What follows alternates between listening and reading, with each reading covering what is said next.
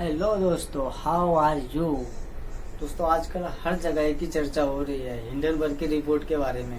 आखिरकार हिंडनबर्ग है क्या और इसका अडानी जी से क्या लेना देना है। जानते हैं हिंडनबर्ग की पूरी कहानी और हिंडनबर्ग की रिपोर्ट और अडानी जी के कनेक्शन के बारे में। तो सबसे पहले हम जान लेते हैं कि ये नाम आया कहाँ से।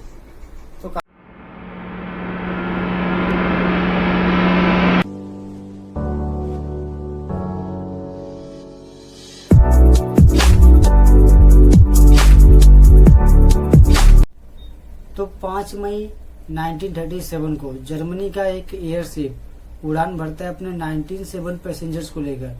ठीक एक दिन बाद 6 मई 1937 को वो एयरशिप अमेरिका के एक प्रांत न्यू जर्सी के लेक हर्स्ट इलाके में जाकर क्रैश हो जाता है।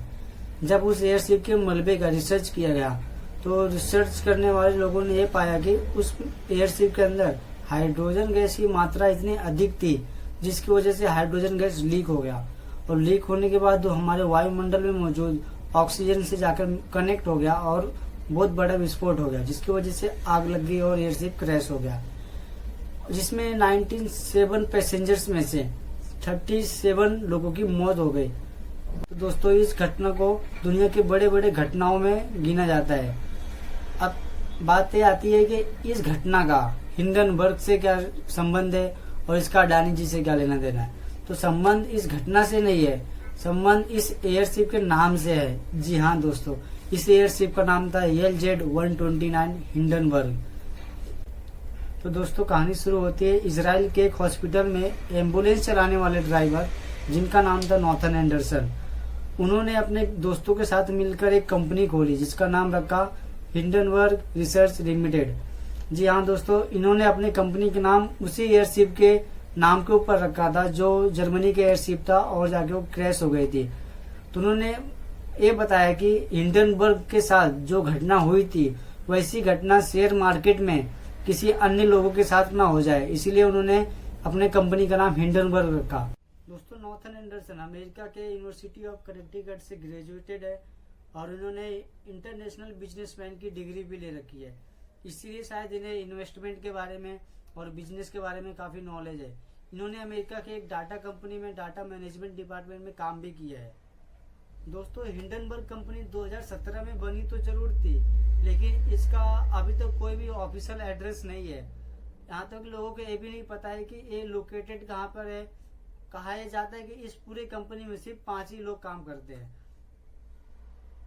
दोस्तों, हिंडनबर्ग कंपनी करती क्या है, ये शेयर मार्केट में होने वाले हलचलों को, जैसे सभी कंपनियों के शेयर वैल्यू कितने हैं और उनका करंट रेशियो कितना है, उन सभी चीजों की जानकारी रखता है और किस कंपनी में कोई फ्रॉड तो नहीं कर रहा है और कोई कंपनी में कोई गलती तो नहीं हो रही है, कोई अपने शेयर को मैनिपुलेट तो नहीं कर रहा है, कोई शेयर मार्केट को कंट्रोल तो नहीं करना चाह रहा है। इन सब पर एक कंपनी नजर रखती है और कोई कंपनी अगर किसी तरह का फ्रॉड करती है, अपने शेयर को कंट्रोल करने की कोशिश करती है या अपने शेयर को मैनिपुलेट करती है, अपने किसी इलीगल कामों की वजह से अपने शेयर के प्राइस को बढ़ाती है, ऐसी कंपनी के ऊपर एक हिंडनबर्ग रिसर्च करती है और उनके खिलाफ एक रिपोर्ट निकालती है। हिंडनबर्ग जैसी कंपनियां अचानक से ग्रोथ करने वाले कंपनियों के ऊपर, जैसे कि आज इनका एक शेयर का प्राइस 1 रुपए है और 2-3 महीने बाद उनके शेयर का प्राइस अचानक 100 रुपए हो गया, तो ऐसी कंपनियों का करंट रेशियो, करंट वैल्यू, उनके ऊपर डेब्ट कितना है, उधार कितना है, ये सब चेक करती है हिंडनबर्ग और उनके बारे में रिपोर्ट बनाती है कि इस कंपनी में धोखा हो रहा है, फ्रॉड हो रहा है। ठीक इसी तरह का एक रिपोर्ट हिंडनबर्ग कंपनी ने अडानी ग्रुप के लिए भी तैयार किया और उसे अपने वेबसाइट पर अपलोड किया। 24 जनवरी 2023 को उन्होंने 106 पेजेस की एक रिपोर्ट तैयार की हिंडनबर्ग कंपनी की तरफ से अडानी ग्रुप के लिए और उसमें उन्होंने अडानी ग्रुप से 88 क्वेश्चंस पूछे हैं। क्या आपको पता है कि उन्होंने अपने रिपोर्ट का हेडलाइन क्या रखा? बड़ा इंटरेस्टिंग है, how the world third richest man pulling the largest coin in corporate history, यानी कि विश्व का तीसरा सबसे अमीर व्यक्ति कॉर्पोरेट हिस्ट्री में इतना बड़ा ठगी कर रहा है। इसमें देश का नाम कहाँ गया भाई? अब देश का नाम नहीं खराब हो रहा है। और वही हुआ जिसका डर था। हिंडनबर्ग का रिपोर्ट आने के बाद बाकी कंपनियों के साथ जैसा हुआ था उसी तरह का काम भाई अडानी ग्रुप की कंपनियों के साथ भी हुआ। हिंडनबर्ग का रिपोर्ट देखने के बाद सभी इन्वेस्टर्स ने अपना अपना पैसा अडानी ग्रुप की सभी कंपनियों से निकालना शुरू कर दिया, जिसकी वजह से अडानी ग्रुप में जितनी कंपनियां थी उन सभी के शेयर प्राइस अचानक नीचे गिरने लग गए और कुछ कंपनी के शेयर तो इतने नीचे गिरे कि उन कंपनियों के शेयर्स में लोअर सर्किट लगाना पड़ा।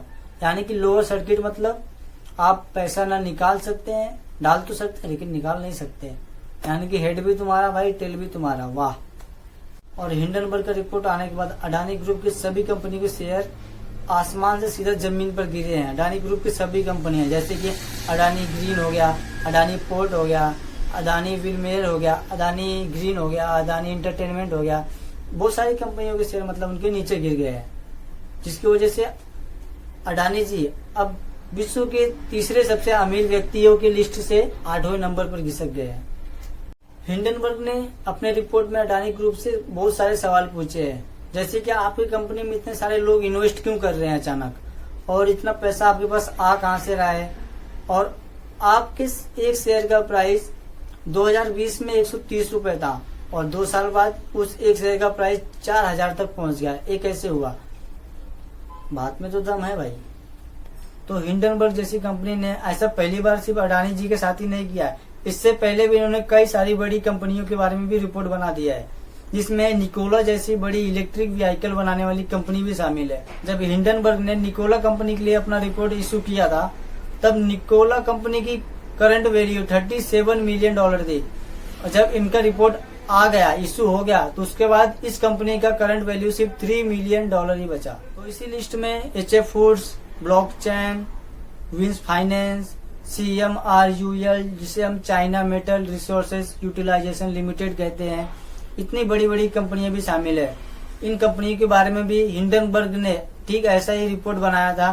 हिंडनबर्ग का रिपोर्ट आने के बाद इन सभी कंपनियों का शेयर करीब 97% डाउन हो गया था, गिर गया था। अगर इन सभी कंपनियों की जगह कोई छोटी मोटी कंपनी होती तो मेरे ख्याल से क्रैश हो जाती।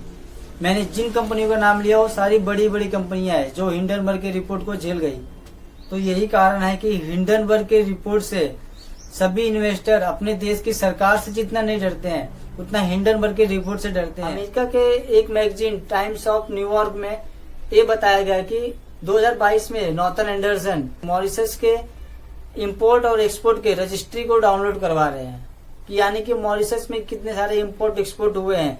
शायद ये जो इंफॉर्मेशन डाउनलोड करवा रहे थे शायद हो सकता है कि अडानी ग्रुप के लिए ही हो। आपको क्या लगता है? तो अब सवाल ये उठता है कि इन सभी बातों में ऑपोजिशन वाले गवर्नमेंट पर क्यों इतना हल्ला मचा रहे हैं? जी जानकारी ही ऐसी है। दोस्तों, अडानी ग्रुप में LIC और SBI जैसे गवर्नमेंट कंपनियों के पैसे भी इन्वेस्टमेंट होने की वजह से इसमें LIC का 74,000 करोड़ रुपए और SBI का 2,300 करोड़ रुपए इन्वेस्ट थे। अब ऑपोजिशन वाली सरकार को इस बात पे गिर रहे हैं कि ये सारा पैसा तो जनता का था, आपने किससे पूछकर इस सारे पैसों को अडानी ग्रुप में इन्वेस्ट किया। अडानी की वजह से हर रोज धरने दिए जा रहे हैं और पार्लियामेंट में हंगामे हो रहे हैं। विपक्ष का ये कहना है कि गवर्नमेंट कंपनी एक प्राइवेट कंपनी में अपना पैसा किससे पूछ के इन्वेस्ट किया है, जिसकी वजह से गवर्नमेंट को इतना नुकसान हुआ है। और अडानी ग्रुप में LIC और SBI जैसे गवर्नमेंट कंपनियों के पैसे इन्वेस्टमेंट होने की वजह से इस LIC और SBI दोनों के शेयर भी नीचे गिर रहे हैं। लोगों को ये लग रहा है कि LIC और SBI जैसे कंपनियां भी घाटे में जा सकती है, इसीलिए लोग अपने पैसे LIC और SBI में से भी निकाल रहे हैं। ग्रुप के शेयर के प्राइस गिरने की वजह से देश की इकोनॉमी पर भी तो भारी असर पड़ा है। इसके साथ ही साथ भारतीय शेयर मार्केट BSE हो या NSE हो, इनको भी करीब 4.5 लाख करोड़ का लॉस्ट हुआ है। ये सारा पैसा तो लोगों का ही था, इसमें तो लोगों का ही घाटा हुआ है, भारतीय इकोनॉमी का घाटा हुआ है। अब इसी बात को लेकर विपक्ष जो है हमारे सरकार को घेर रही है। आपको क्या लगता है, हिंडनबर्ग जैसी कंपनी जो दूसरों कंपनी के ऊपर रिपोर्ट बनाती है वो सही है या गलत? आप कमेंट में जरूर बताएं। तो आपको जानकारी अच्छी लगी होगी तो मिलते हैं नेक्स्ट वीडियो में। तब तक के लिए नमस्कार, सत श्री अकाल, अस्सलाम वालेकुम, जय हिंद।